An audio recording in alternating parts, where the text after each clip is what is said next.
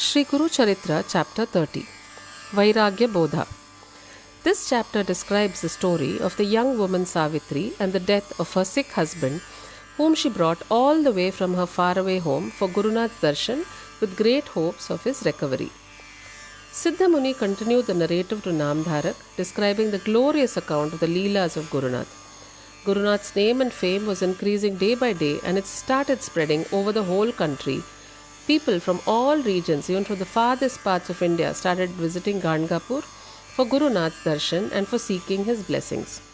Whoever came went back with their hearts filled with great satisfaction and a sense of fulfillment in life with peace and joy. Everyone returned with a deep conviction that Gurunath, though physically staying at Gangapur, is ever with them wherever they be living and is ever providing his protection. Without his call, none can ever think of going to Gangapur for his darshan, and without his will, none will be able to visit the place and have the audience with him. His love is like the love of 1,000 mothers. Whoever visits there will have all his aspirations fulfilled and his grievances redressed, although he might have to put these people to much test during the process. There lived in the town of Mahur a Brahmin who was quite well-to-do and rich. His name was Gopinath. His wife gave birth to many children, but none of them survived. They prayed fervently to Lord Dattatreya that they may have at least one son. In response to their faith and prayers, they had a son born again, whom they named as Datta, that is, after the name of Lord Dattatreya, with whose blessings he was born. The boy was very healthy and free from any ailment. The parents were very happy. When the boy was 5 years of age, his thread ceremony was performed. When he was 16 years of age, he was married to a girl whose name was Savitri and who was very beautiful. The young couple were leading a very happy life. After 4 years of happy married life, the young man unfortunately fell seriously ill. The parents consulted many Vaidyas and tried various treatments bearing a lot of expenses. But there was no improvement in his condition. In fact, it was deteriorating day by day. The young wife thought that if she could take her husband to Gangapur and pray to Sri Narsimha Saraswati, his life could be saved. She felt that was the only hope for her. She expressed the same to her parents-in-law. They did not want to stand in her way. They were very distressed and worried that the boy's condition was becoming more and more critical, all the medical treatment proving of no avail.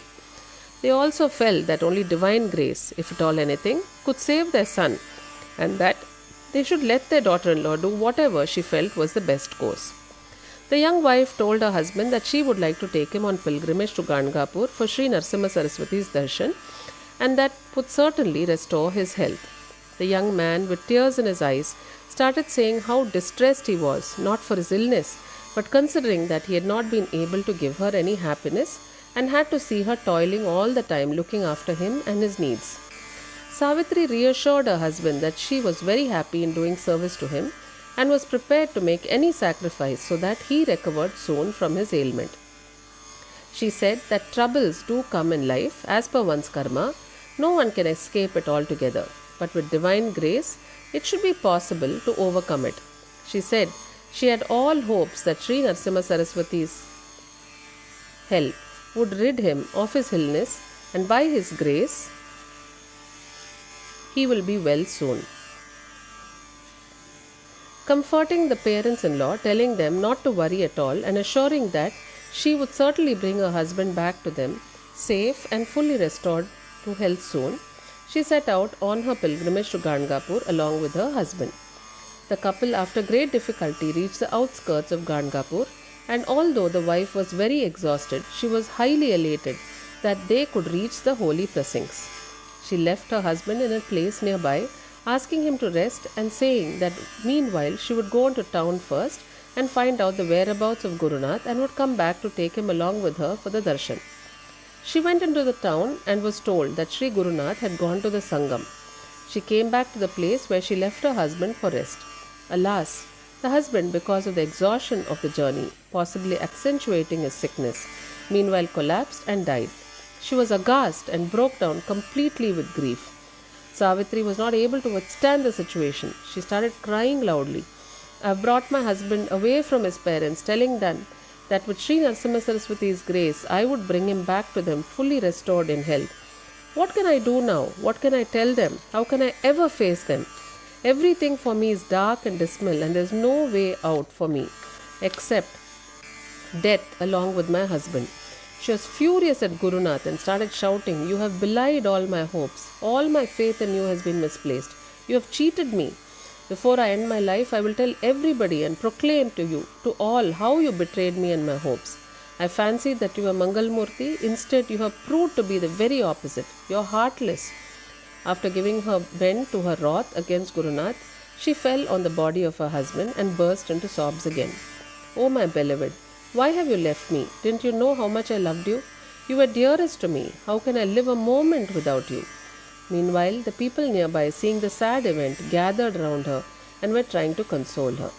At this juncture, Sri Gurunath himself, in the guise of a tapasvi with Rudraksha malas around his neck and his whole body smeared with vibhuti and holding a trisula in his hand, appeared there.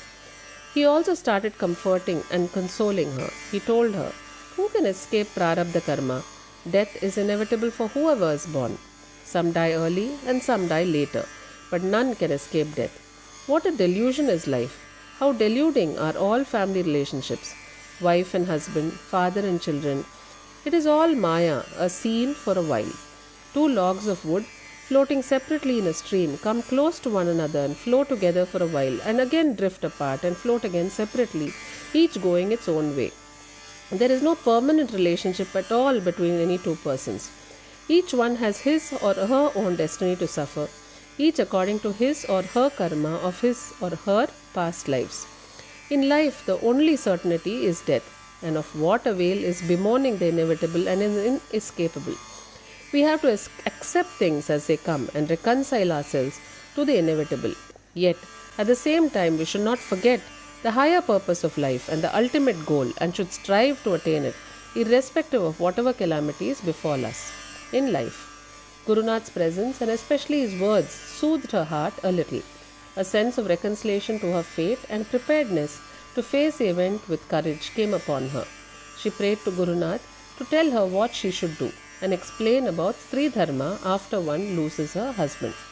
Thus ends the 30th chapter of Sri Guru Charitra, describing the Pretangana Soka. Glory to the all-merciful, the omnipresent, and the ever-responsive Gurunath.